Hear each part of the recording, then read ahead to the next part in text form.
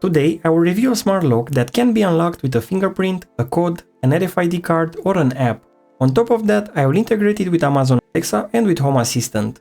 And I will show you another way of unlocking it using an NFC tag. The lock was sent to me by WELOCK and they also sponsored this video. But all the opinions are my own, and if it's hard to believe, just watch until the end. That being said, let's open the lockbox and see what we've got inside. On the top is the user manual. You'll want to keep this handy, especially if you plan to use the lock manually, without connecting it to the app. Below the manual we find the smart lock. As a first impression, this thing feels heavy and maybe solid. It is a quick clip of WELOCK hammer test. I will let you decide if that really proves anything.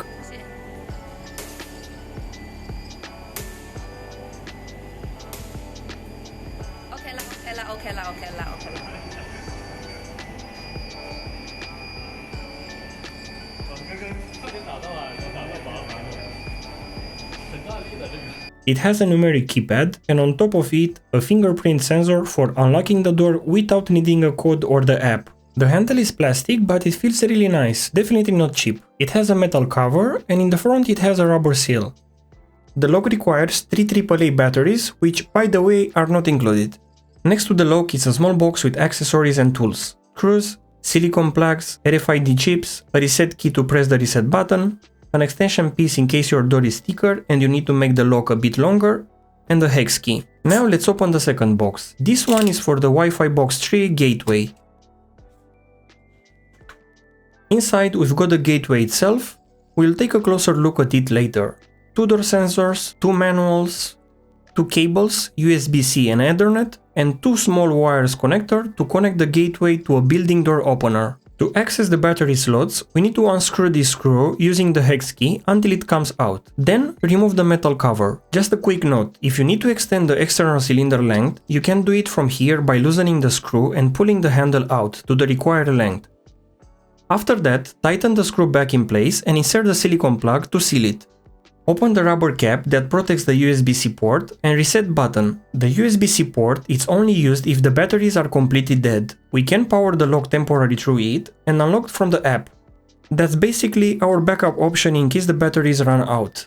In the middle we can see a screw slot. You can find it in the accessories box. Now we can pull back the rubber cover to access the battery slots. Insert the batteries exactly as shown, then push the rubber back in place. Hold it with your finger while you insert the screw and tighten it firmly. Finally, close the rubber cap, put the metal cover back on, and tighten the screw. One very important thing to note. By default, even before we set it up, the lock can be opened with any fingerprint or with any of the included RFID cards. So make sure you set it up properly before installing it on your door. To fix this, we just need to change the admin passcode, so let's follow the steps shown in the manual. Press any key to wake up the lock, press the unlock button, wait a moment, then press the unlock button again. Type the old admin code, which is 123456, followed by the unlock button. After the confirmation tone, enter the new code, followed by the unlock button. Confirm the new code by entering it again and pressing the unlock button. Now let's grab the phone and open the App Store or the Magazine Play. We search for the WELOCK app, install it, then create an account and log in. In the app, we can add the lock by scanning the QR code found on the rubber seal. Enter the lock ID, which is printed on the side of the lock, and tap Bind Lock. After that, the lock appears in the app, and we can already unlock it from there. Adding a card is super easy. We just tap on the Add Card, give it a name, and place the card on top of the keypad. Once we hear the confirmation sound, the card has been successfully added and can be used to unlock the lock. Now we tap Add Fingerprint, give it a name and follow the prompts. When the app asks, we place our finger on the fingerprint sensor and press it about 5 times. After each press, we will hear a short confirmation tone letting us know the fingerprint was read. After that, the lock can be unlocked with a single touch of the registered finger. The lock is ready, but right now it can only be controlled locally. So let's add the gateway to the app and integrate the lock with Home Assistant. The gateway needs to be connected to the internet, either through an Ethernet cable or via Wi-Fi.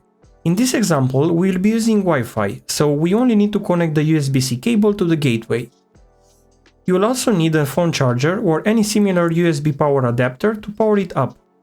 Let's grab the phone, tap the plus icon and add the gateway. The app should find it within a few seconds, and from here we can rename it to something clearer, like WiFiBox. Before you connect it to the Wi-Fi, just a quick note. I always suggest keeping cloud devices on a separate VLAN or guest network, not on your main network with personal devices. During my tests, when I had the gateway on the guest network, it was pretty slow. After moving it to the main network, it got much faster, but sometimes it still took up to 12 seconds to unlock. You'll see the connection type in the top left corner during the test. As I mentioned earlier, we'll use Wi-Fi and connect the gateway to my VLAN network. After entering the Wi-Fi credentials, we just need to wait until the gateway's green LED turns on. Then we can press the rebind button in the app. Once we refresh the app, the gateway should appear. Now we can open the menu and tap the Home Assistant logo. After it loads, we will get the ID and the secret key that we will need for the integration. Next, let's open Hacks in Home Assistant and download the WELOCK integration. After that, make sure to restart Home Assistant.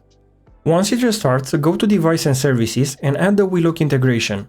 Give it a name, then enter the ID and the secret key from the WELOCK app. This will open a web page where we need to log in using the WELOCK account. After linking the accounts, we will see the integration added. In the integration, we find the unlock button and the battery percentage.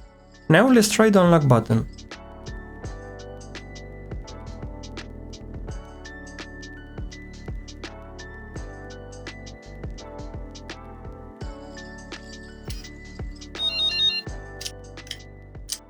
Now let's integrate the lock with Amazon Alexa. And another quick note. When the gateway was on the guest network, Alexa couldn't find the lock, so I had to move it to the main network. Open the Alexa app, tap the three lines at the bottom, and go to Skills and Games. Search for WELOCK, select the skill, tap the blue button, and then log in with the WELOCK account. Once Alexa finds the lock, you need to add it to a group. After this, refresh the Alexa app, tap the lock, rename it, and enable Unlock with Alexa and by voice and Echo Hub. Enter a security code and confirm it. Now let's try it.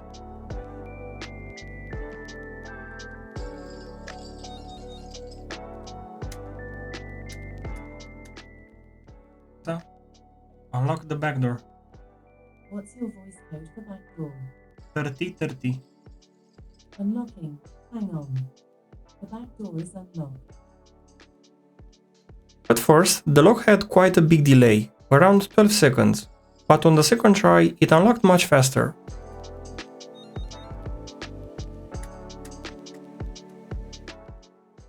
Unlock the back door. What's your voice code for back door? 3030. Unlocking. Hang on. The back door is unlocked. If the voice command doesn't work, create a group with the same name as the lock. Open it, go to Settings, and select the lock from the list to add it to the group. Now I will show you how to unlock the lock by scanning an NFC tag with your phone. This method applies to any smart lock that supports Home Assistant, so it's not limited to WELOCK devices. Back in Home Assistant, let's go to Automations and create a new automation. As the trigger, we will choose Manual Event and enter an event type. Remember this because we will need it later. Next, let's add an action to the automation. Select WELOCK as the device, and for the action, choose Unlock WELOCK. Finally, save the automation and give it a name. Here is how the automation works. Every time Home Assistant receives the event type we entered, it will run the action. In this case, unlocking the WELOCK. To send the event, I will use the Shortcuts app on my iPhone. We go to the automation menu and create a new automation. Search for NFC and select it. If you want to confirm the action every time, leave the confirmation box checked. If not, enable Run immediately. You can also choose Notify when run if you like to get a notification each time. Now press Scan and scan the NFC tag you want to use. Give it a name, then choose New Blank Automation. Tap Add Action, search for the fire event and select it from the list. Replace the default shortcut event name with the event we entered earlier in the Home Assistant automation. Tap the small arrow and make sure to select your Home Assistant server. And that's it, the automation is ready. If you want, you can also make the phone vibrate when it detects the NFC tag, just to confirm it worked. Before testing the automation we just created, let's mount the lock on the door. Just so you know, there is already a smart lock on this door, so the first step is to take that off before we install the WELOCK.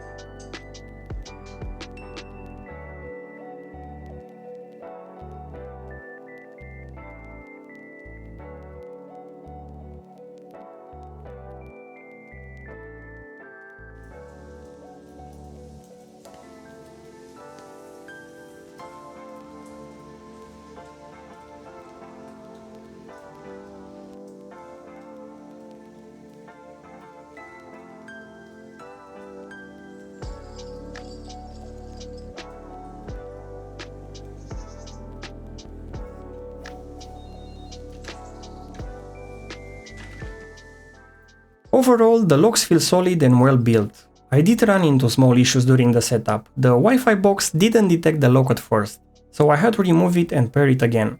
But once that was done, everything worked fine. Adding cards, fingerprints and codes from the app was easy.